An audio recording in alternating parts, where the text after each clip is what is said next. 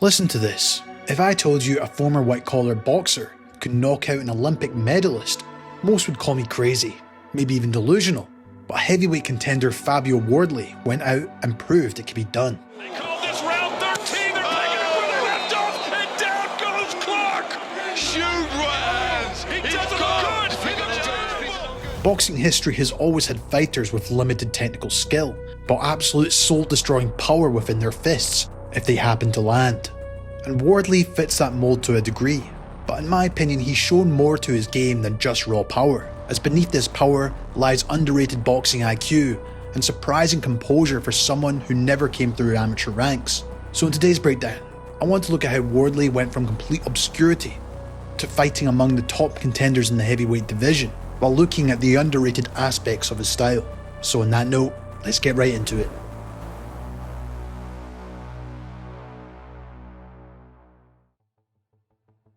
Unlike many of the top professionals, Wardley had no official amateur background. He instead started at 20 through the white-collar route. But even then, looking at this footage, you could see the flashes of his natural athleticism and finishing instinct, as he blew through his early opponents with ease.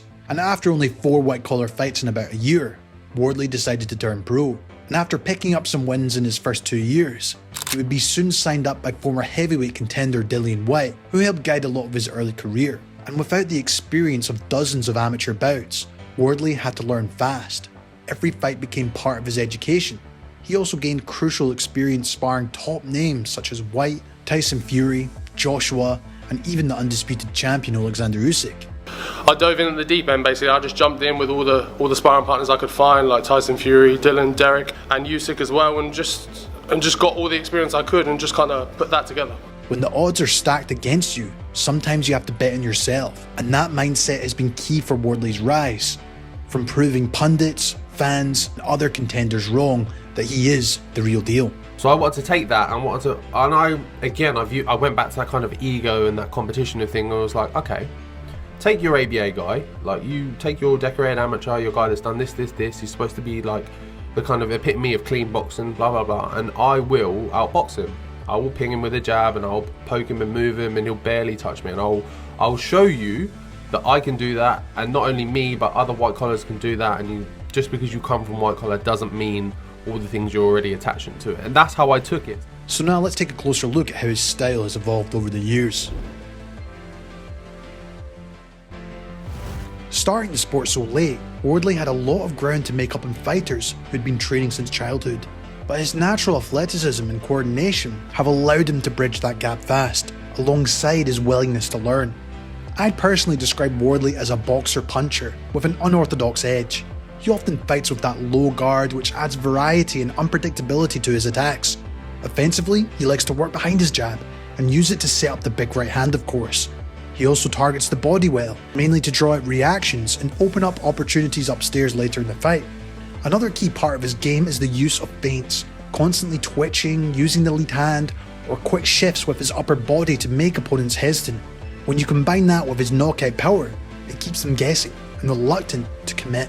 Defensively, with the low guard, it means you have to rely on things like slips, rolls, upper body movement to avoid shots, and just generally having good reflexes. I'll be the first to admit, it's not the strongest area of his game, but he's developed a decent balance between offense and defense. Wardley has also mentioned how Roy Jones is one of his boxing idols. You can definitely see the influence in his style at times. The relaxed guard, the confidence in his reflexes, and the explosive counterpunching. Here's Fabio explaining in his own words. Free flow style is the best way to define it, is that I just do, like I'm not upright, I'm not rigid, my hands aren't very here that often. They're down by my sides, I'm moving, I'm swaying, that's what fits for me. I've tried different styles to keep things stiff and close, and they just didn't work. So I'm still in the early stages of my career. Yeah, of course. So we're still figuring out what's working and what we need to kind of keep going and what we need to get rid of. But for now, everything seems to be coming together. But yeah, Roy Jones was an idol of mine, so it's definitely someone I look for inspiration. In more recent years though, I do think he's become noticeably more tactically aware, and even technically, with how much of his work is built around how he controls opponents with the lead hand. But on that note, let's get into the finer details of his style.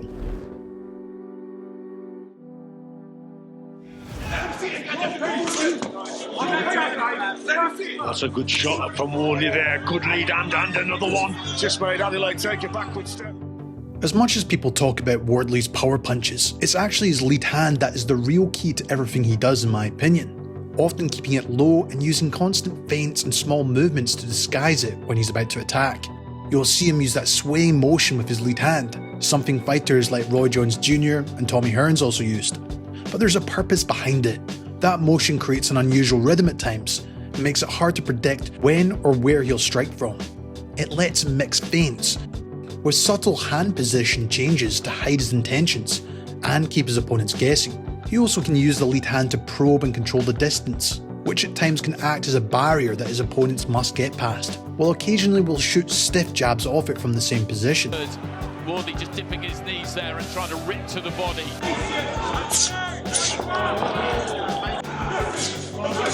And again, just simple boxing with the lead on there. And from that low guard, he's also quick to fire the left hook off it, a punch that has proven devastating when he lands clean. I really like how Wardley mixes his targets well, throwing to the body, chest, gloves, so he can open up gaps in his opponent's guard. Richie, because we haven't really seen it, is how either of them. While it's also an effective way to draw reactions and create the space for the bigger shots. For example, Fabio sometimes likes to use a firm jab to occupy the guard before firing with a follow-up combination. Tonight, Wardley so far with a big right hand there. It's an uppercut, doing the right thing, trying to counter the punches of Gorman. This is good work.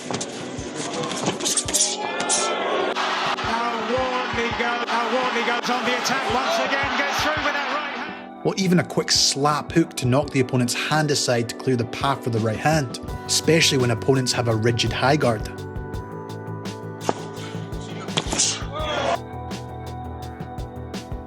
While another brilliant example came against Fraser Clark, who uses that longer guard. Wardley showed his intelligence in the first fight by using a quick sweep of the lead hand, pulling the glove down to create the space to fire the right hand over the top. In fact, this was something his trainer Ben Davidson encouraged him to do in the rematch, using the lead hand not only to probe, but to break down his defensive structure. In fact, this initial sweep was the beginning of the end for Clark, as this move initially set the motion for the knockout. He's jabbing back, it's just a little sweep, his left hand, so he can't jab back, sweep and put the right hand going. If you go like that, and he just boom every time, then instead of jabbing to get that jab back, just boom, boom, sweep his left hand away. Yeah, exactly. It's just the way he does it. That's what happens when he lands. Wardley!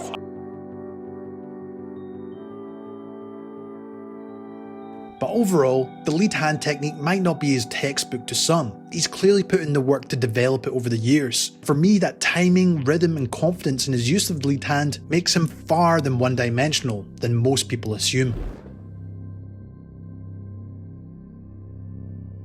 Because he's waiting for it.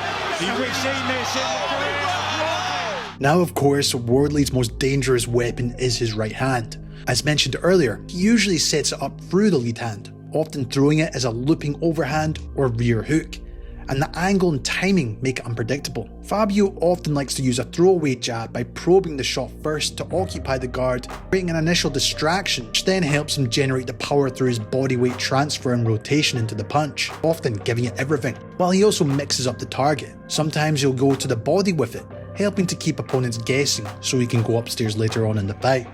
Feet as well, just not moving well for Lily. And good body shots from Wardley. But one of Wardley's favourite counters is the pull counter, that anchor punch, a move famous by the likes of Muhammad Ali or Floyd Mayweather. He waits for opponents to throw, then pulls his head slightly back and off the centre line before firing the sharp right hand over the top of the jab. Furthermore, his low guard stance helps him here. It gives him the freedom to slip and pull quickly.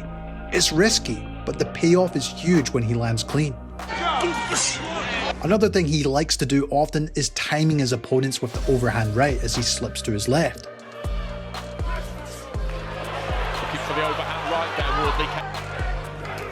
Oh, big shot. Set his feet there, Wardley. Just as Fabio Wardley was thinking about opening. Even sometimes you'll feint first to see if there's a reaction before committing to the shot. As he does there. Hodgins told him to change the levels, go body first. The perfect example came against Hooney in his hometown fight in Ipswich. Wardley was behind in the cards, getting outboxed for the majority of the fight. But in heavyweight boxing, one punch can change everything. Throughout the rounds, Wardley had been jabbing to the body, while Hooney kept that rhythm-based style, often doing a quick rhythm bounce, before he looked to commit again, as he would step in behind his jab to set up his own right hand. However, in the 10th, Wardley timed that rhythm perfectly, after Hooney got into a pattern of throwing the jab cross, as Wardley would commit with the body jab. The adrenaline rush he'll get and the onslaught that he'll throw. Moses and Talbot, the young heavyweight, heir apparent possibly, watching on from ringside, hovering around, waiting for a shot. Ajit Kabayel, there's all sorts of heavyweight. Wardley slipped left at the perfect moment and detonated with a perfectly timed right hand to end the fight. For me, that moment summed up what makes Fabio dangerous. Even if you're outboxing him, you can't switch off. He has the ring IQ to read patterns, find timing, and punish any mistake. For me, one of Wardley's most impressive traits is how he puts his combinations together. Inside Fabio, just keeping the hands a little low. It's a good shot though. Each punch builds the momentum for the next, which allows him to generate serious power. He'll throw standard combinations like a jab cross hook for example, or mix in a short uppercut when opponents cover up.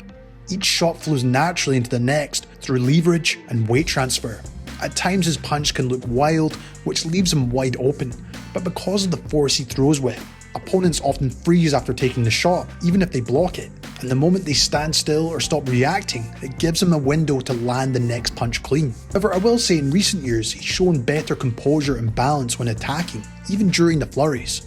What really separates Wardley though is his finishing instinct with these. When he senses weakness, he takes risks. He's got to keep his composure now, Wardley. Oh, they call this round 13. They're picking up where they left off, and down goes Clark. Shoot hands. He doesn't look good. Even if he's hurt, he'll trade fire for fire and let his hands go. Wardley up, and now he has to hold a little bit, and it gets interesting. And now Wardley elects to punch here with him, and Molina goes down. Well, how about this in the 5th round? Oh, he's caught there. Lily nearly went down. And Wardley, body and head.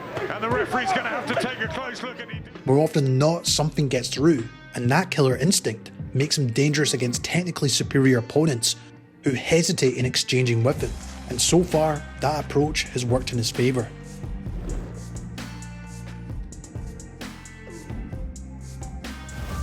Footwork isn't Wardley's strongest area, and no doubt likely stems from a limited amateur experience. Nevertheless, his trainers no doubt have been aware of this and have focused on keeping him balanced with his stance, ready to step in and plant his feet for power shots. He's most effective when pressing forward, using short quick steps to close the distance and stay in punching range. And in my opinion, when he dictates the pace and pressure, he looks composed and dangerous coming forward. However, moving backward at times is where issues appear.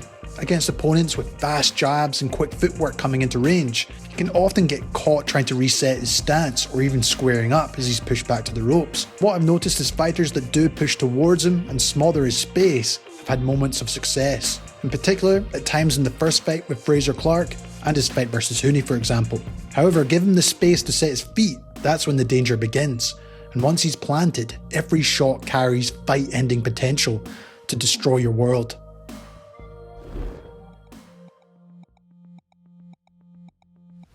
In my opinion, Wardley's defense fits his style, reactive and built on instinct for the most part. He relies more on head slips and waist movement alongside reflexes than on a rigid high guard, although sometimes he will use it. Due to the low guard stance, he will look to slip and use waist movement to his right, before looking to roll or smother his opponent. You'll also see him pull from jabs and counter as I discussed earlier, but sometimes when he reads distance well, his approach can look good at times, but maybe only against opponents with limited footwork themselves. While, as much as he doesn't box in the back foot, he can quickly shuffle back behind the lead shoulder to get out of danger. Over time though, I think he's been improving and managing these moments. He now uses clinches more often to reset and try and regain some control when opponents press forward. A good example came in the fight versus Fraser Clark. When he was under pressure at times, Wardley stayed composed, looking to slip and smother on the inside, and although his defense overall may not be textbook, it's more about the rhythm, trusting his instincts. I think it's more his offensive prowess. The fact he's so powerful coming forward is a deterrent in itself. However, there is some flaws within his style. For me, sometimes he leans too heavily on that front foot at times, which makes him vulnerable to quicker opponents who can catch him as he leans in. And the low guard also leaves space for opponents to punch over the top themselves, or time them with counters as he lunges in with the jab. Occasionally when he brings his hands up into a high guard, he tends to lean forward as well, allowing opponents to target him with uppercuts, while he often slips and bends to his right, and smart fighters have started timing him with uppercuts and hooks as he moves that way. Because he naturally looks to throw with his own overhand too, he can also be timed on entry if the opponent anticipates it. Despite these flaws though, I feel Wardley's chin is held up impressively well, showing he can absorb clean shots and stay composed even when hurt. As seen earlier, he can be very dangerous when hurt.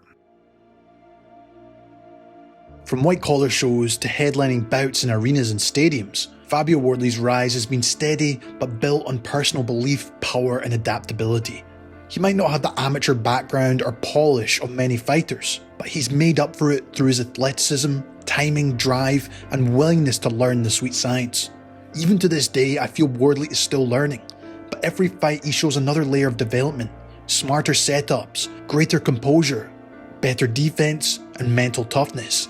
He's the kind of fighter who turns doubt into fuel, and that mindset alone keeps him dangerous against anyone. Whether you see him as a raw puncher or a developing strategist, one thing's clear: Fabio Wardley's here to stay, and if you underestimate him, he'll destroy your world. You can watch Fabio Wardley in his next fight versus Joseph Parker, as the winner will move one step closer to an undisputed title shot. You can watch Parker versus Wardley on Saturday, October 25th, live exclusively on DAZN. You can buy the pay-per-view now by using my link in the description below or pinned comment. But I'd love to hear your thoughts on Fabio Wardley. Do you think he has what it takes to challenge for a world title one day? Or will his lack of amateur background eventually catch up to him? If you enjoyed the style breakdown, make sure to check out one of these videos. As always, this has been Jamie from Boxing Life. Thank you so much for watching, and I'll see you in the next one.